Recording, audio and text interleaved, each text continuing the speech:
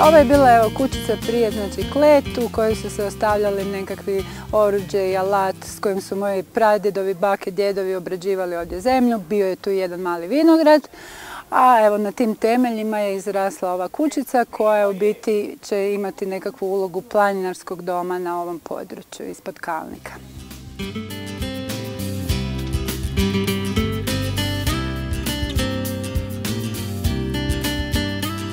U početku je to, cijela ova priča i ta ideja je bila teško onako pojmljiva i ostvariva, međutim jer su svi sumnjali u moje namjere da ću ja to obnoviti i kako je to izgledalo dosta ruševno.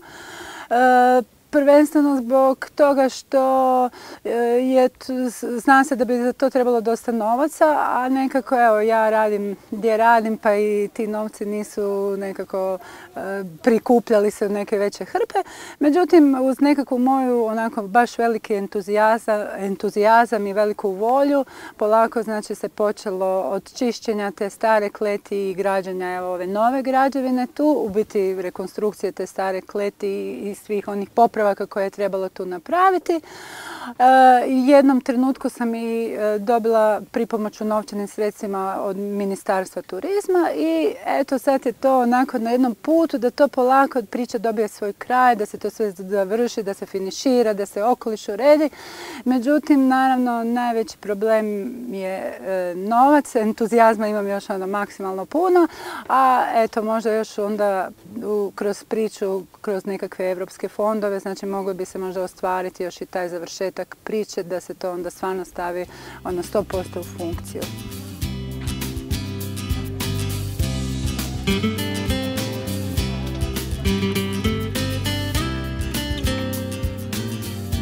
Nekako je bilo sve to onako uvijek poljuljano povjerenje u to da ja to mogu napraviti, samim time što eto sam žena na selu i šta će ona, samo po brdima hoda, planinari, nema novaca i jednostavno čak, znači i od onih mojih najbližih su nekako svi sumnjali da ja to neću moći, a da ne velim svoji susjedi koji su se ono smijali kad smo mi to sve skupa počeli raditi. Međutim, kako je ono bilo kamen po kamen, kućica, eto tako je to išlo baš ono kamen po kamen i kako je to raslo, sumnje su se rasplinile i onda sam ja sve te svoje ljude, svoje drage ljude pridobila u sebe i zakotrila se jedna lijepa pozitivna priča i na kraju evo svi ovdje vrlo rado dolazimo i uživamo ovdje.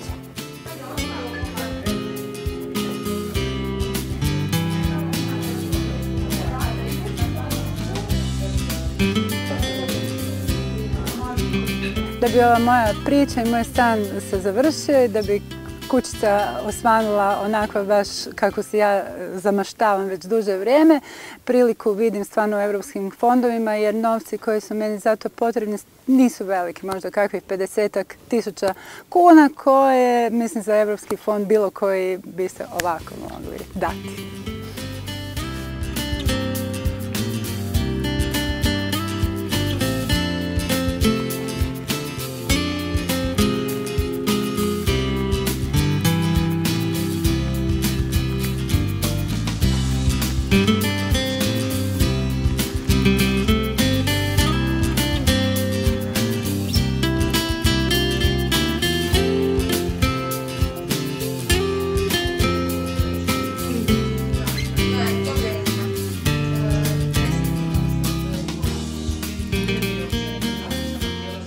Pokrenula sam posao proizvodnje mlijeka.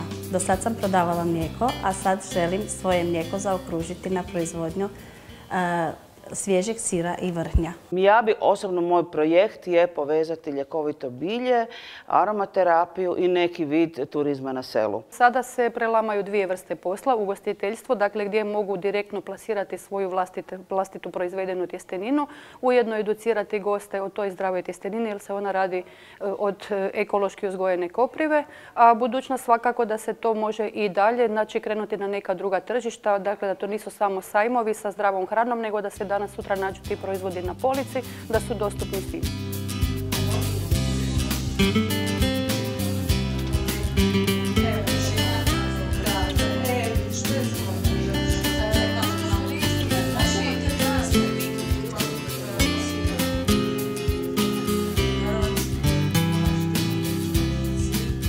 Očekivani rezultati našeg projekta su povećati smještajne kapacitete kroz ovoga regionalna područja i isto tako povećati turističku ponudu. Sve to smo u projektu komponirali kroz niz aktivnosti koje bi trajale u vremenskom periodu od 2 godine. Tako da smo aktivnosti planirale u prvom onom stupnju uređenje, opremanje kapaciteta za smještaj i kuhanje, te naravno uređenje okoliša i planinarskih staza, te isto tako eko vrta za edukaciju.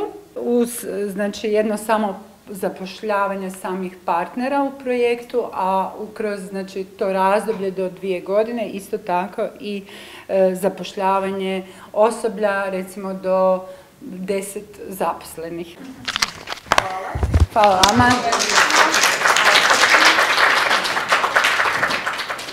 Najvrijedniji ovdje od svega je bio prvenstveno ovaj praktični dio zadnji, gdje smo mogli konkretno raditi na primjerima. Na ovom seminaru je bilo jako zanimljivo, upoznala sam puno novih ljudi, naučila sam mnogo toga, mnoge nejasnoće su se u biti raščistile na neki način, skupili smo puno informacija koje ćemo doduše morati još malo proučavati, ali mislim da će to sve s vremenom sjesti na svoje mjesto, nakon još nekog vremena početi prikupljati papire i pratiti natječaje.